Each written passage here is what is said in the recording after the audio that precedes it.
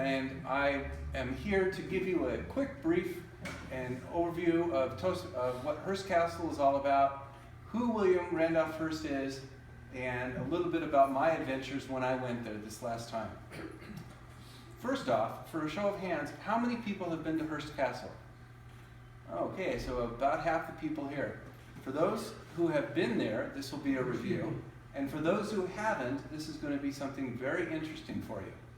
You might recognize some of the faces that I'm going to show you on the video also. Hearst Castle is known as, goes by several names.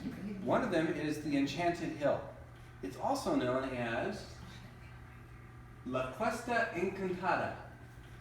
But William Randolph Hearst used to call it just simply the ranch. The story goes like this. Back in the late 1800s, his father bought some land in this area because he had become wealthy through mining. He was a silver miner back in Nevada. With the money that he raised, that he earned, he bought this land, this ranch. And so when William Randolph Hearst was a very young man, when he was a young man, he used to go camping here. And he became very, you want me to use that? Okay. Is that better? Yes. Okay, perfect. When William Randolph Hearst was a young man, he would go camping here. So he became very familiar with the surroundings and fell in love with the Enchanted Hill. In the early 1900s, his mother took him to Europe on several extended vacations, one of them lasting a year and a half. While he was in Europe, he learned a lot about the castles, the churches, and the other monuments that were there. You might be wondering where Hearst Castle is. This is a picture of California, and in California, there's San Francisco on the top and Los Angeles in the bottom. Hearst Castle is right smack in the middle. It is so isolated that there really isn't any major thoroughfare there except for Highway 1. To get there from either location takes about 3 to 4 hours, depending on the traffic. Yet, because of its popularity, Hearst Castle continually gets almost 750,000 people visiting it every single year. It says something quite spectacular about the location. Who is William Randolph Hearst? The best way I can describe that is by reading a quote that will help you understand who he is. There are a very few people who come and go on this planet, but when their names are spoken, a multitude of definitions come to mind. It can often be said of these people that they lived more than one life, and therefore one description will not suffice. William Randolph Hearst. To anyone who ever heard that name, a myriad of portraits immediately appear. Some are supplied by those who knew him, many more by those who didn't. But for all the definitions placed on this intriguing and complex man, he might, if he were still alive today, use just one word to describe himself: builder. From his early age as a camper on the Enchanted Hill to his death in 1955, he continually built things. The first thing that he built was a newspaper empire. You've heard of the National Enquirer? A national newspaper like that got its start in San Francisco with the San Francisco Examiner, a newspaper that William Hearst was acquired at an early age. He moved it to New York and competed with other sensationalist magazines and newspapers in that area, eventually leading to many different newspapers throughout the whole country. With the money that he earned through the newspaper empire, he also built a newsreel organization that produced newsreels that we would look on. We would see CNN today, but back then they had newsreels. And you would go, say, once a week to a movie theater and watch a newsreel of what was happening in the world. He built a company to do that. One of the things that he did also at an early age is form a partnership with a woman named Julia Morgan. Julia Morgan was an architect unlike any other. She was the first woman to get an architectural degree at the University of France, and also became the first licensed architect in California, female architect in California. They became friends, and they developed a partnership that lasted 28 years. He began construction of Hearst Castle in 1919. At that time, there was just a hill. He brought in hundreds of workers that had to literally set up camp and live on the site. He built a runway and a small airport so that supplies could come in from Los Angeles and from San Francisco and from parts farther away. He also built a small dock at San Simeon, which is the small city that is where Hearst Castle is located. One of the reasons he did that is because a lot of the artwork that he collected was shipped across country on rail, but also some came from the Orient by boat. Hearst Castle is huge, 90,000 square feet. It has 56 bedrooms, 61 bathrooms. Would that be enough for you? Yeah. 19 sitting rooms and 127 acres of gardens. All told, he has about 125,000 acres of land. Pretty much the whole area of San Simeon was owned by Hearst. You had a question? Yeah. You might be wondering how big that is. Well, let's make a comparison. The White House is only 55,000 square feet and doesn't have anywhere near as many bedrooms, and certainly not as many bathrooms.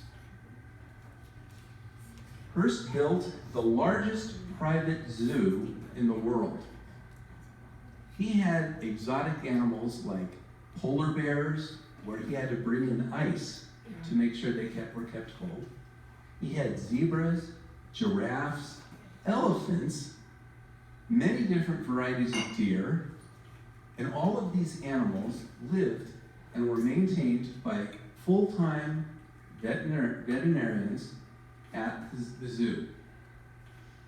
If you go by Hearst Castle today, you will see descendants of the original zebras living and foraging in the field. This is a more recent picture. These are descendants of the original zebras. There are some deers also.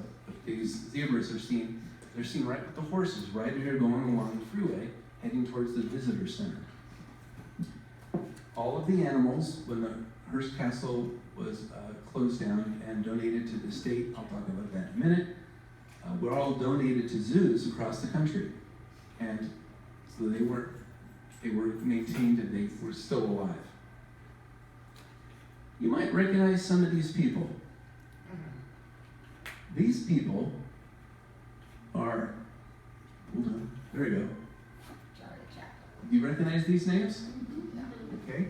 Well, these people were all guests at Hearst Castle, including two famous presidents, well, a famous president and Winston Churchill. Now, these are some pictures that were taken that I still have, that were actually it was hard to find pictures from back then. Who's the person on the far left? Anybody? Clark Gable. Marion Davies was his longtime personal friend, and she's in the middle there. I do not know who the gentleman with the top hat is, but the man on the far right is William Hearst. Lou Costello and Charlie Chaplin were frequent guests. This is just a setup picture that they made. You might not recognize Charlie Chaplin. I certainly did when I saw pictures of him like this, because we all saw him. This is a picture taken in the 30s, and most of his pictures were done in the early teens and before that, early 1900s. And in this picture, you'll see Charlie Chaplin right in the center in a completely different repose. Doesn't look like him at all. Marion Davies is right next to him. Charlie Chaplin, among many, was an excellent speaker. He held people in rapt attention for hours with his stories. Back then, there wasn't even radio. So people would talk. They would share stories. And this is a great example of people listening to him share a story, much as you would listen to a friend talk. And he would gather, there would be people coming in and out of the room, listening to him share stories. And he wasn't the only one that did that. When you were a guest at Hearst Castle, it was an honor to be there. But your honor wasn't, you didn't stay a long time. But one of the things that they wanted you to do, during the day you could play, and I'll show you some scenes of other things that they could do and various items. But during the day, while you would have all this activity, at the evening, you would go to the main room and you would enjoy a dinner. But before that, you might go to the main lobby, the sitting room, and you can see that fireplace is bigger than Hearst is. What I wanted to point out is at the very front, you see Marion Davies, and I'm not sure what she's doing. It's either popcorn or a very large jigsaw puzzle. And on the far top right, if you notice, you'll see the face of a gargoyle. That is one of his many, many museum pieces that he collected and brought into the castle. Citizen Kane was a movie that was made about Hearst and his life.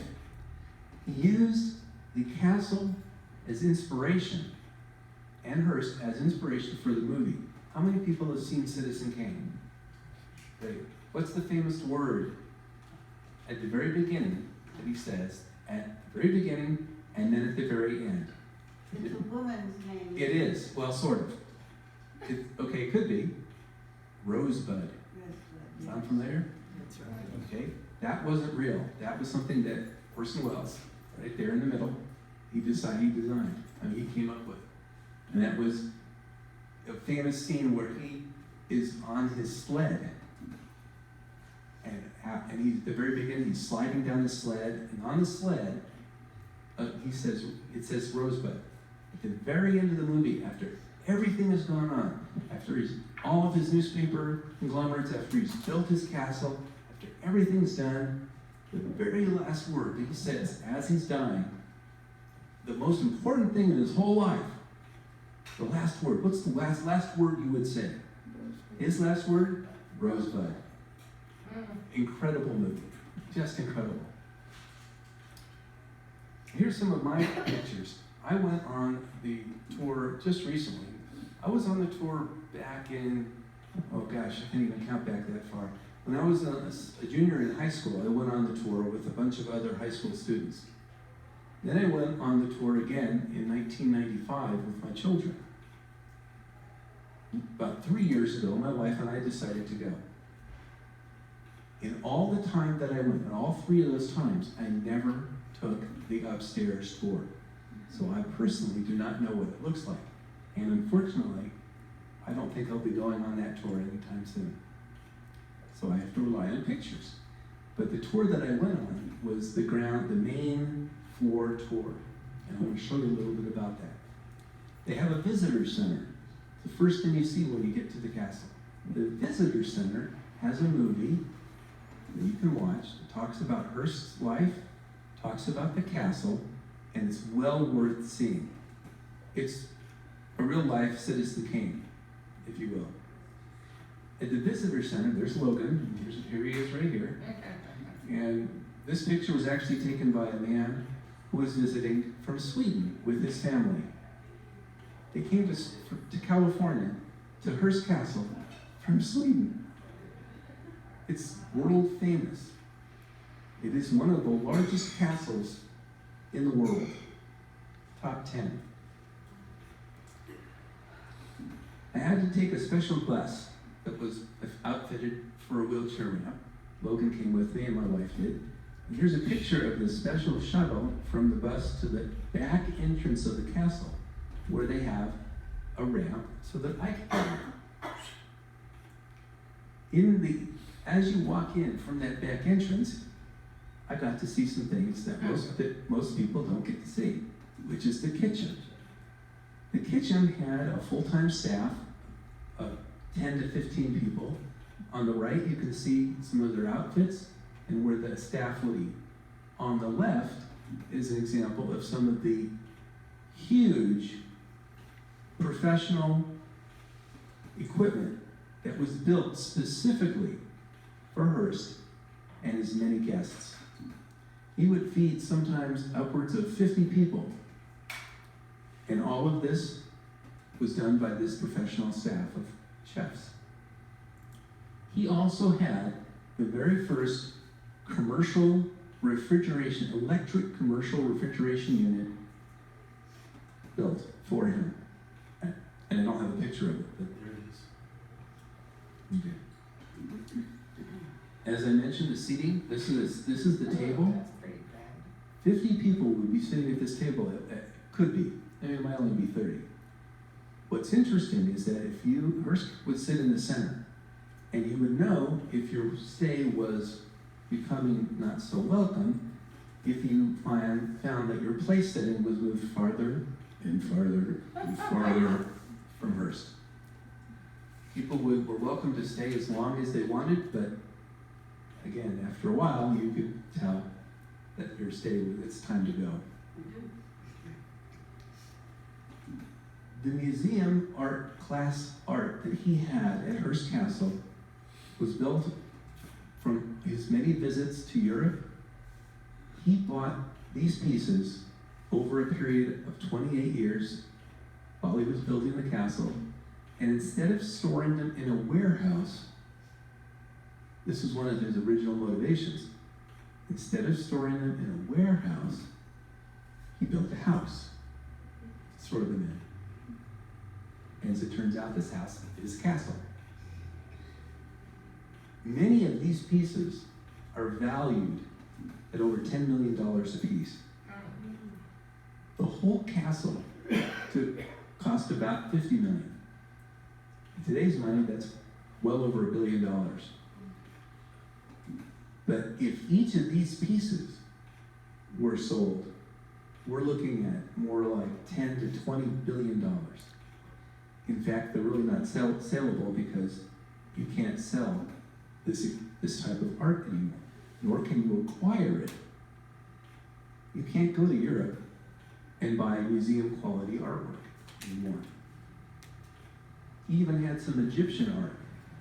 When I went there, I didn't see this. It wasn't until I actually was doing some research on the castle that I found this picture, and I just loved it. So he bought all kinds of art. And if you ever go there, or if you ever want to do a research online, you'll see some amazing art. He also had full-size tennis courts. In the background, you can see that there's changing rooms. The tennis courts were above the Roman pool. The Roman pool was 10 feet deep and fully indoors. It had a 1 meter board, which you see there, and a 3 meter diving platform.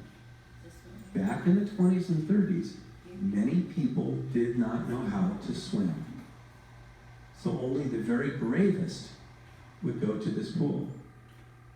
If you go to the visitor center and watch the video, which you can also find online, by the way, you'll see a woman climbing out of the pool, walking up the steps to this platform and diving off this platform into the 10-foot deep pool.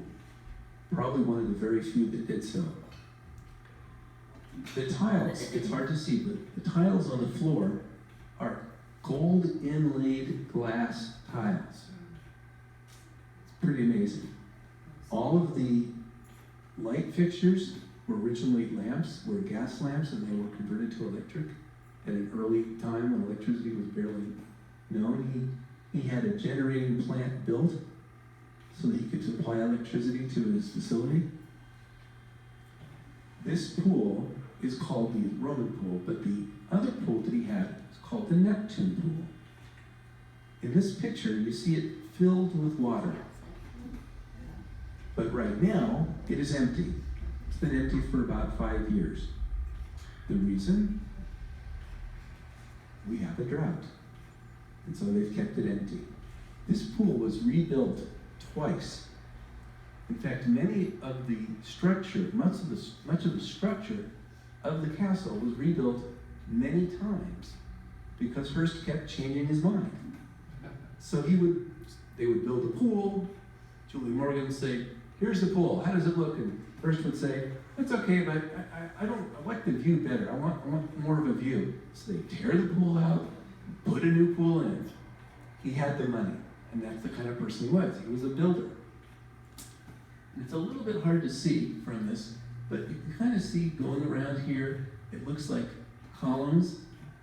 If you were to look at this picture at a different angle, you'd see that it curves around like this. And the inspiration for that was from the Roman Colosseum. Much of the artwork that you see just sitting around the pool, just hanging out, those are all, like I said, $1 million, $10 million pieces. Just amazing. When he went to Europe, he often would go to a church and admire the ceiling tiles. He would admire them so much that he would buy the entire ceiling. He would have the ceiling shipped to the castle and tell Julia, "Here is a ceiling that I want to have fitted in my castle." And she would design and they would build a room to match the ceiling. You could call that eccentric, or you could call that inspired. There are so many things that I could share with you about Hearst and about the castle, but I will leave you with one other thing. Hearst lived more than one life. He lived the lives of many. He was described, as I mentioned in the beginning, a builder. He had a newspaper empire that was from coast to coast. People admired him, revered him. Some people hated him. Some people thought him a scoundrel. In the early 1900s, he wanted to run for president. But his newspaper got in the way. Sound familiar? Somebody we know running for president who was a businessman? Yeah. You never know. President Hearst. He didn't run his newspapers. So here, hopefully I've given you a brief idea about the life of William Hearst and the castle. And I'll close by this final thing. He ran out of money in the late 30s. At that time, he decided to donate his castle to the state of California. The state of California made the castle a state historic park. That was in 1951. A few years later, 1958, the castle was open for tours. Shortly after that, it was designated a United States Historical Park. If you go to Hearst Castle today, you can stay in San Simeon, which is the nearby city, or Cambria, which is another city that's very close. Cambria is my destination of choice. I go there every year with my wife. Does anybody have any questions about Hearst before we close? Or the castle? Yes. Something, I think he did not allow liquor at the castle. He didn't allow people drinking. And there was one, I don't remember who it was, but came in drunk and drinking, and he wouldn't allow him back The question or the comment was that Hearst did not allow drinking, and I don't know this is a fact, I hadn't heard that, did not allow drinking in the castle, and a woman, was it a woman? Man came to the castle as a guest, but he was drunk, and Hearst wouldn't allow him to stay there. I wouldn't put that past him. People were encouraged to be active during the day, but not drunk. So that kind of makes sense. Any other questions? It was an actor, I don't remember which one. Probably was an actor. Most of his guests were actors or politicians. The list is huge. The list that I had up there was short. I just thought I'd pick the most famous names. Any other questions? Yes, Christy. Did he ever get married? Did he have children? Hearst was married in the early 1900s. He had 2 children. You might have heard of Patricia Hearst, Patty Hearst. Okay. That's right. But during most of his life, he was with a woman named, as I mentioned in the video, Marion Hearst. I'm sorry, Marion Davies. She was an actress, but she was his mistress for many, many years. And if you went to Hearst Castle, you wouldn't see his wife. Her name was Millicent. You would see Marion. I'm not sure about Millicent. I'm not sure what happened. I didn't do research on her because it wasn't the focus of this talk. Any other questions? Comments? Very well done. Praise. I got praise. Thank you. That'll work. Anything else? Great. Then I will say thank you for coming. And it's been fun being your host for now. Enjoy the rest of your day. Thank you.